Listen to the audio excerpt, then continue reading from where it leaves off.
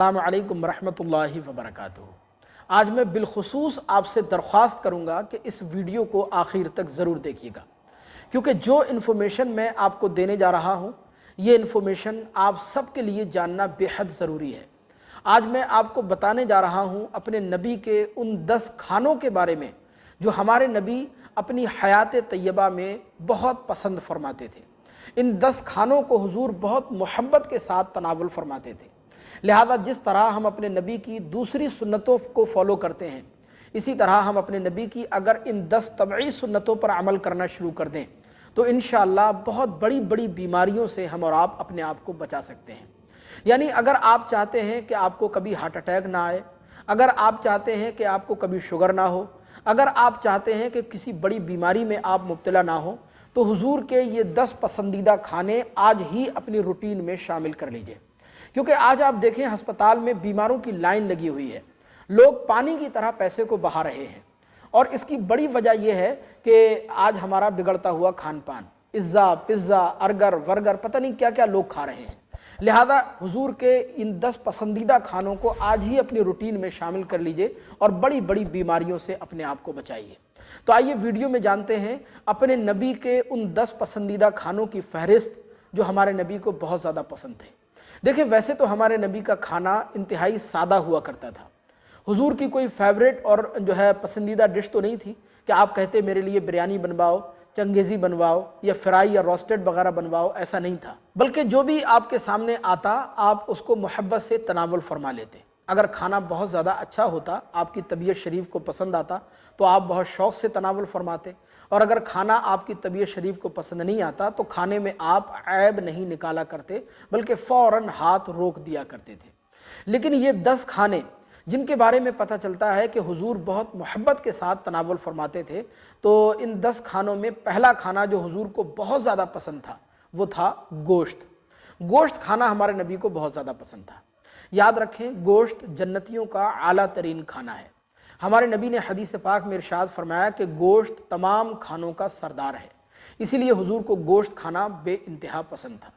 حضور نے اپنی پوری زندگی میں بکری، دمبا، بھیڑ، اونٹ، گورخر، خرگوش، مرغ، بٹیر اور مچھلی کا گوشت تناول فرمایا، لیکن ان تمام میں جو سب سے زیادہ گوشت آپ کو محبوب اور پسندیدہ تھا وہ تھا بکری کی دستی کا گوشت۔ آپ بہت محبت کے ساتھ بکری کی دستی کا گوشت تناول فرماتے تھے۔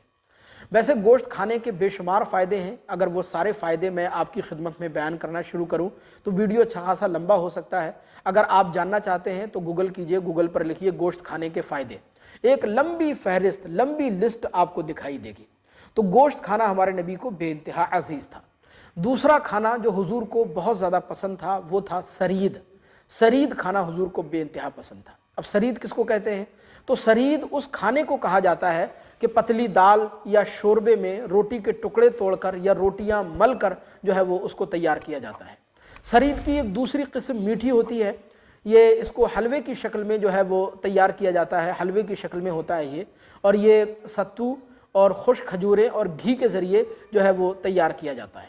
سرید کو حضور دوسرے کھانوں پر فوقیت دیا کرتے اور ارشاد فرمایا کرتے کہ سرید تمام کھانوں کا سردار ہے، لہذا سرید کھانا میرے نبی کو بہت زیادہ پسند تھا۔ تیسرا کھانا جو حضور کو بے انتہا عزیز تھا وہ ہے کدو۔ کدو جو عام طور پر جسے ہمارے گھروں میں کھایا جاتا ہے، جو بڑا سا پھل ہوتا ہے کدو، جس کو عربی زبان میں دبا اور ہندی زبان میں کاسی پھل، جبکہ اردو زبان میں اس کو کدو یا لوکی کے نام سے پکارا جاتا ہے۔ ہمارے نبی کریم صلی اللہ علیہ وسلم کے بارے میں حدیث پاک میں آتا ہے، حضرت سیدنا انس بن مالک رضی اللہ تعالیٰ عنہ روایت کرتے ہیں کہ ایک مرتبہ ایک درزی نے حضور کی دعوت کی اور کھانے پر بلایا۔ حضرت انس بن مالک فرماتے میں بھی حضور کے ساتھ گیا، کھانا پیش کیا گیا، کھانے میں جو کی روٹیاں اور نمکین کیا ہوا گوشت شوربے میں پڑا ہوا تھا، اور وہ کدو کی قاشیں، کدو کے ٹکڑے پڑے ہوئے تھے۔ میں نے دیکھا کہ ہمارے نبی کریم صلی اللہ علیہ وسلم بہت محبت کے ساتھ کھانے کے برتن سے کدو کے ٹکڑے تلاش کر کر کے کھا رہے ہیں۔ حضرت انس بن مالک فرماتے ہیں کہ میں سمجھ گیا حضور کو کدو بہت زیادہ پسند ہے۔ اس دن کے بعد میں نے کبھی بھی کدو کے بغیر کھانا نہیں کھایا۔ ایک اور صحابی رسول کا بیان ہے کہ ایک مرتبہ میں حضور کی خدمت میں حاضر ہوا تو حضور کی خدمت میں کدو رکھا ہوا تھا۔ میں نے عرض کیا یا رسول اللہ یہ کیا ہے؟ تو حضور نے ارشاد فرمایا کہ یہ کدو ہے اور ہم اس کو بہت زیادہ پسند کرتے ہیں، بہت زیادہ کھاتے ہیں۔ لہذا کدو کھانا ہمارے نبی کو بے انتہا عزیز تھا۔ چوتھا کھانا جو حضور کو اپنی حیات طیبہ میں بہت محبوب تھا، بہت پسندیدہ تھا، وہ تھا سرکہ۔ سرکہ حضور بہت محبت کے ساتھ تناول فرمایا کرتے تھے۔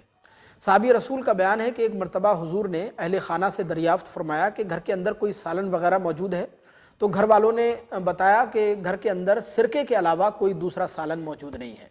تو حضور نے فرمایا کہ سرکہ ہی لے آؤ، لہذا سرکہ لایا گیا۔ حضور بہت محبت کے ساتھ سرکہ کھاتے جاتے تھے اور ارشاد فرماتے جاتے تھے کہ سرکہ کیا اچھا سالن ہے۔ آپ نے ارشاد فرمایا کہ جس گھر میں سرکہ ہوتا ہے اس گھر والے لوگ کبھی بھوکے نہیں رہ سکتے۔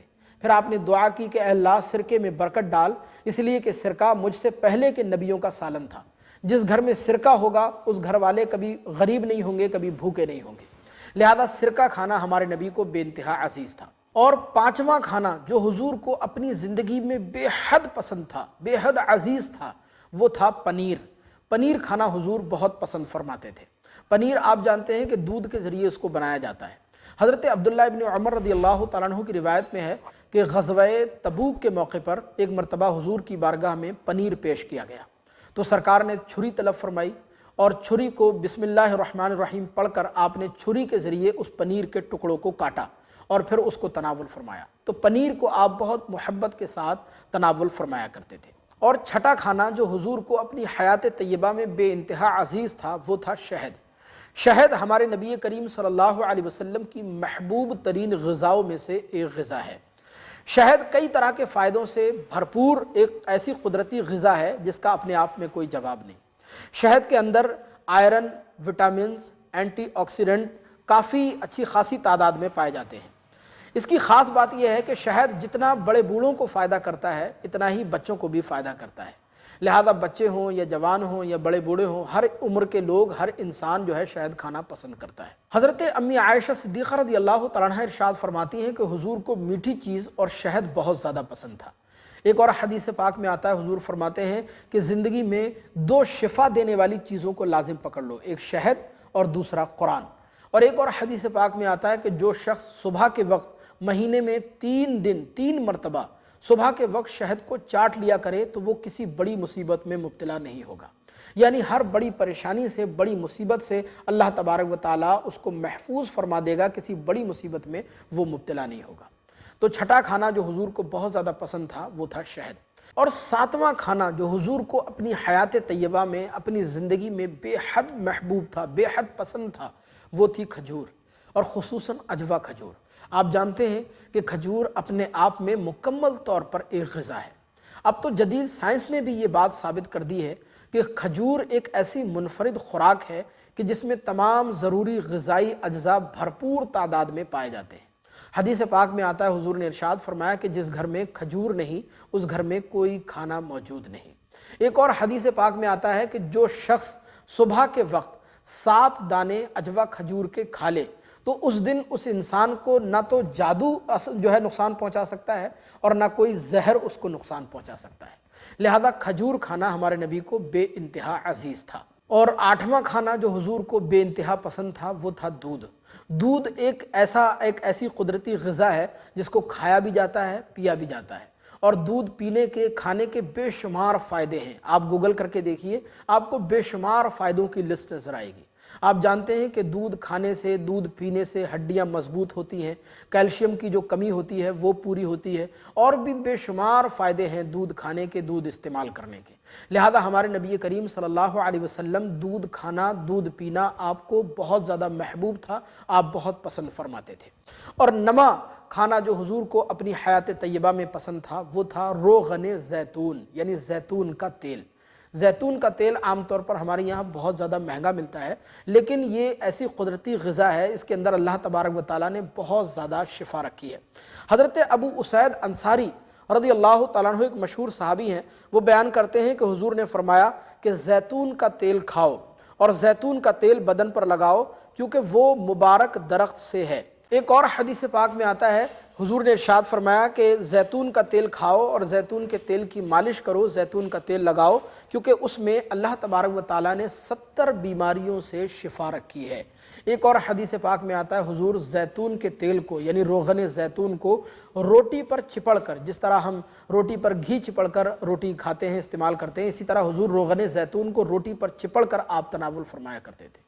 तो रोगन जैतून हुजूर को खाना ये बहुत ज़्यादा पसंद था। और 10वां खाना जो हुजूर को अपनी हयात तैयबा में बेइंतहा अजीज़ था, बहुत पसंद था, वो थी इंजीर।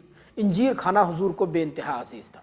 आप जानते हैं कि हज़रत अबू ज़र से रिवायत है, हदीस पाक में आता है, हुजूर ने इरशाद फरमाया कि इंजीर खाया करो, क्योंकि ये जन्नत का फल है और जन्नत के फल में गुठली नहीं होती है, तो इसे ज़रूर खाओ, क्योंकि ये बवासीर को ख़त्म करता है, गठिया के दर्द में बेइंतहा फ़ायदा पहुँचाता है।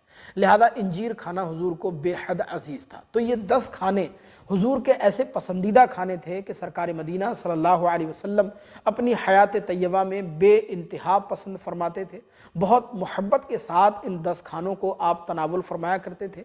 लिहाजा अगर हम भी आज अपनी रूटीन में इन 10 खानों को शामिल कर लें तो इंशाअल्लाह बड़ी से बड़ी बीमारी से हम मुकाबला कर सकते हैं, बड़ी से बड़ी बीमारी से अपने आप को बचा सकते हैं।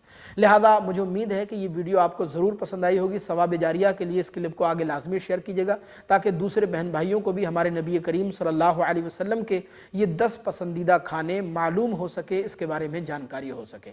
मज़ीद इसी तरह की वीडियोज़ देखने के लिए चैनल को सब्सक्राइब करके ज़रूर रखिएगा।